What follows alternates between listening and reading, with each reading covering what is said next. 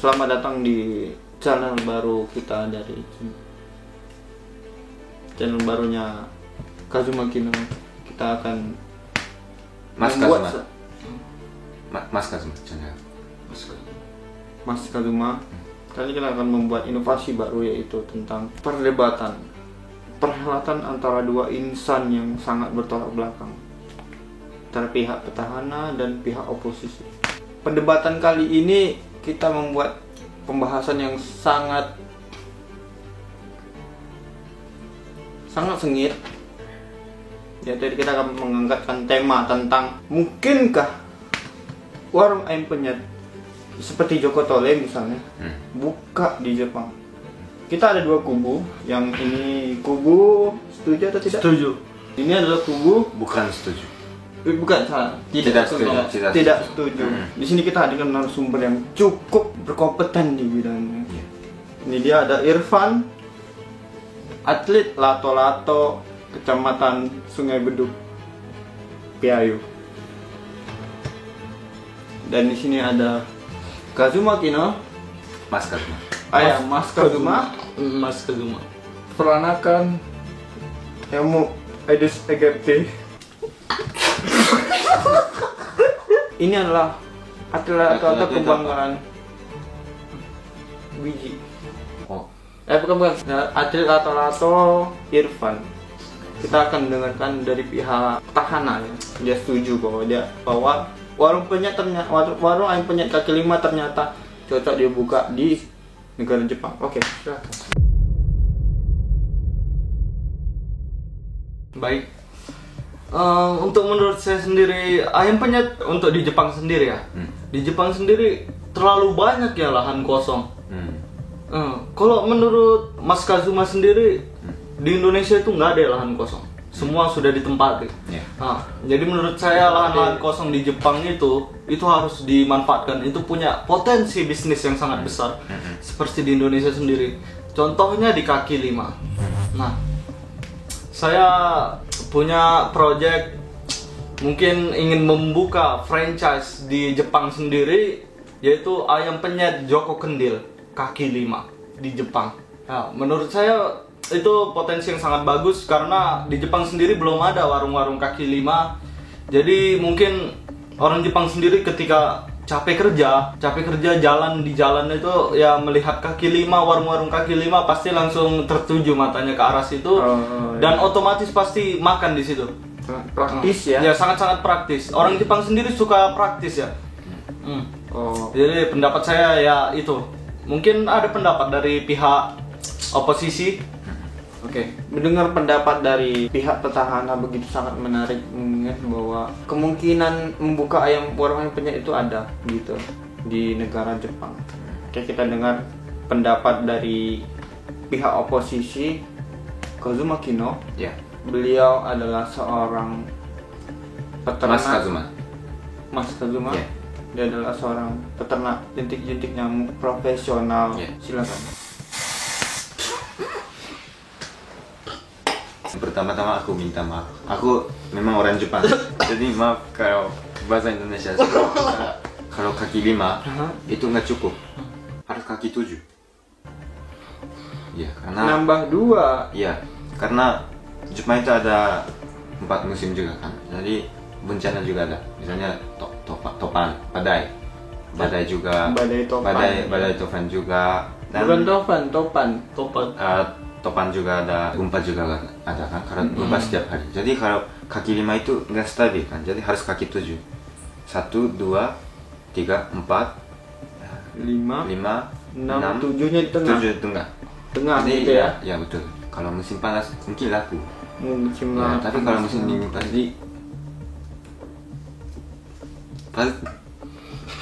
pasti ayamnya langsung freeze. Foto angin. Ya, langsung freeze. Oh iya. Jadi bukan ayam penyet, ayam freeze. Sambal juga nggak ada kan. Terus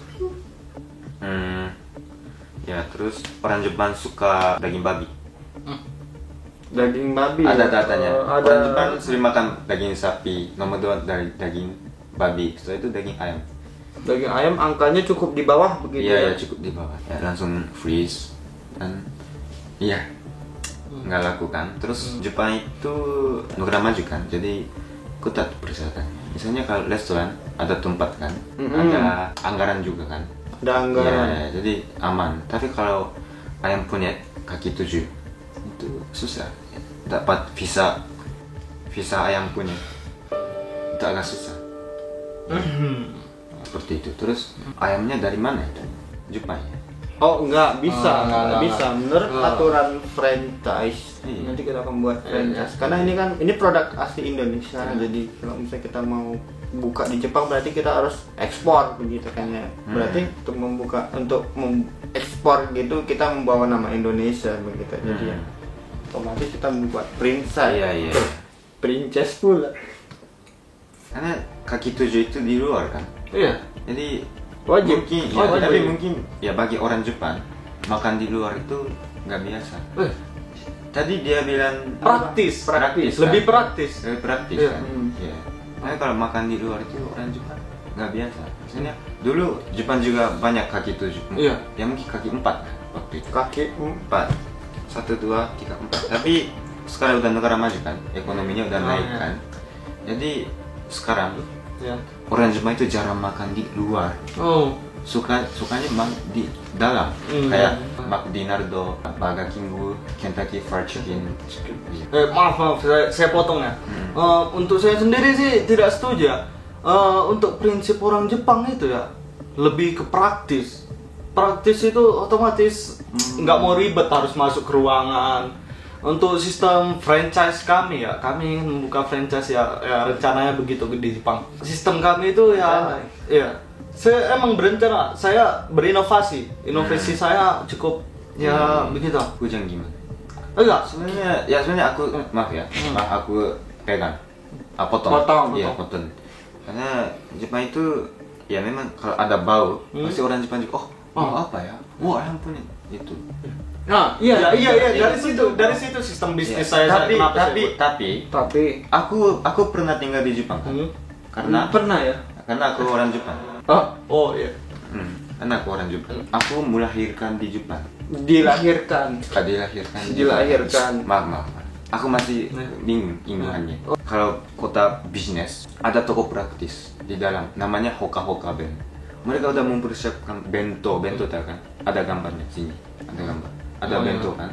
Mereka 1 koin 500 yen. Bayar langsung dapat bentonya. Ini gambar Hoka bento. Jadi serius. Jadi kenapa harus di luar gitu? Ya, untuk pertama saya ingin balas soal cuaca ya. Kaki 8. Kayak kaki 7. 7. Oke. Kaki 7 sendiri mungkin di Jepang belum cukup untuk kaki 7 ya. Untuk di Indonesia sendiri kaki 5 sudah sangat cukup. Stabil ya? Ya, sangat-sangat stabil. Tapi kemarin aku tinggal di gitu kan, Sukajadi kan? Iya, Sukajadi. Di depan kos ada warungnya. Ada hujan kan? Atapnya hancur, terus kakinya patah. Tokonya tutup. Enggak. Dari situ kan terlihat kenapa pelanggan ini gadot. Kenapa? Seharusnya sebagai pelanggan itu ya, sebagai pelanggan nggak boleh terlalu ngelakuin sesuatu sesukanya lah. Untuk di Jepang sendiri ya kan tahu, orang-orang Jepang sendiri pasti paham, mengerti. Ya nggak mungkin melakukan sesukanya seperti itu, kayak merusak tenda tempat jualannya. Tetapi kalau menurut saya tenda kaki 8 kami tidak akan mudah. 7. Tenda kaki 7 kami. Tapi mau bikinnya 8. Soalnya 7 udah biasa. 8 ya. Tenda kaki 8 kami pasti akan kokoh di saat Itu bukan tenda, sarang burung. Jadi orangnya nggak bisa keluar.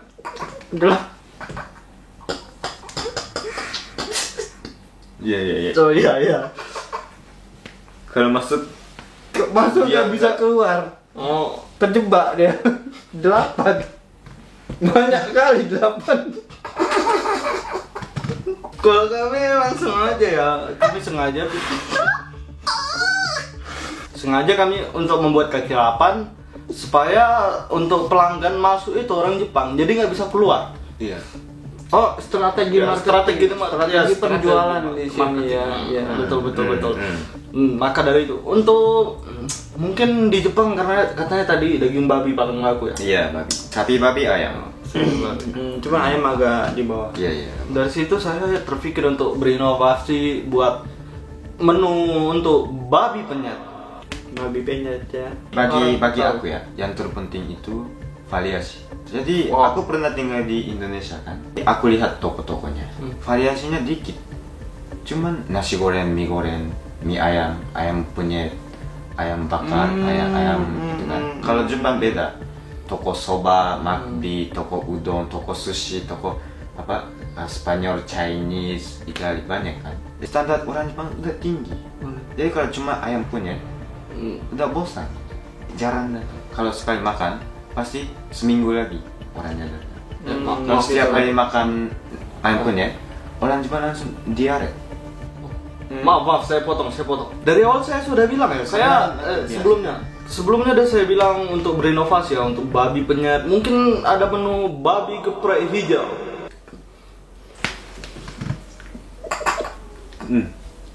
Babi geprek hijau. Babi bisa hijau ya?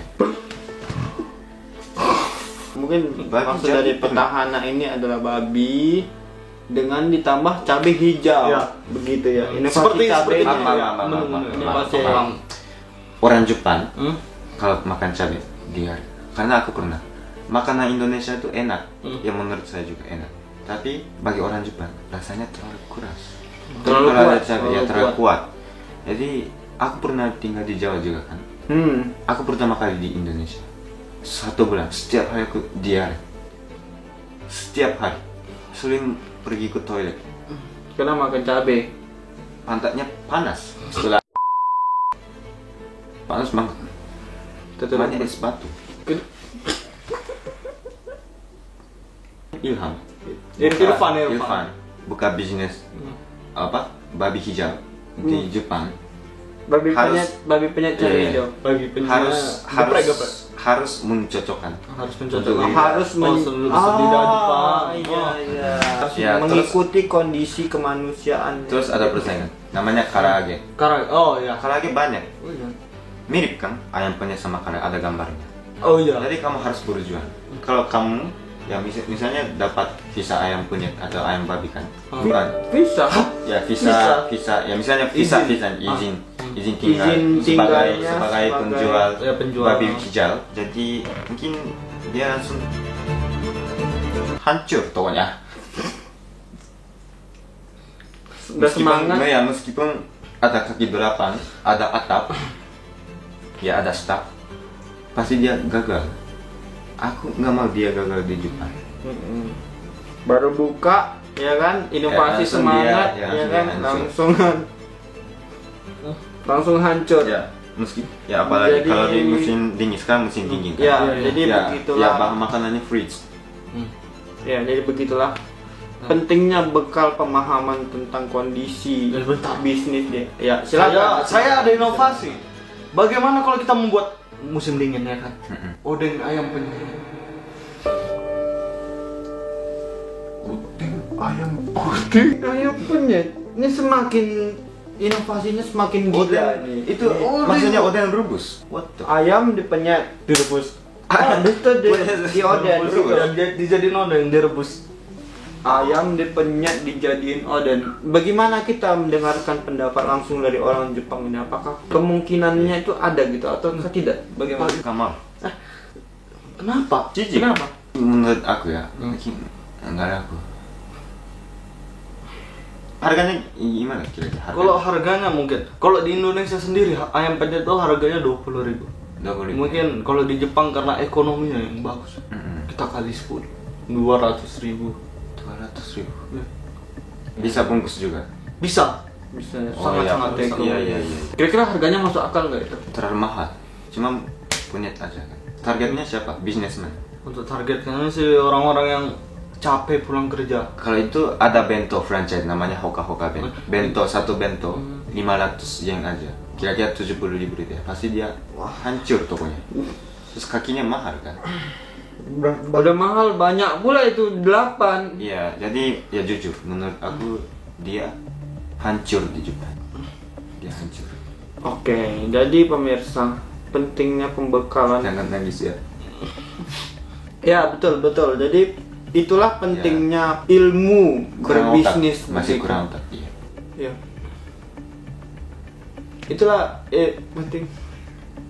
Itulah pentingnya ilmu berbisnis begitu. Tidak cuma strategi penjualan, tidak cuma mengembangkan produk begitu, tapi kita harus paham kondisi marketnya seperti apa begitu. Harus cari pasar dulu. Iya, makanya ada Jadi, orang-orang bilang, kamu bukan target market. Jepang itu negara saya kan. Kamu harus pergi ke Jepang dulu, terus cari pasarnya, tempatnya. Setelah itu dia buka. pentingnya Iya. untuk mensurvey Iya. lapangan itu. Babi hijau, oden, rebus.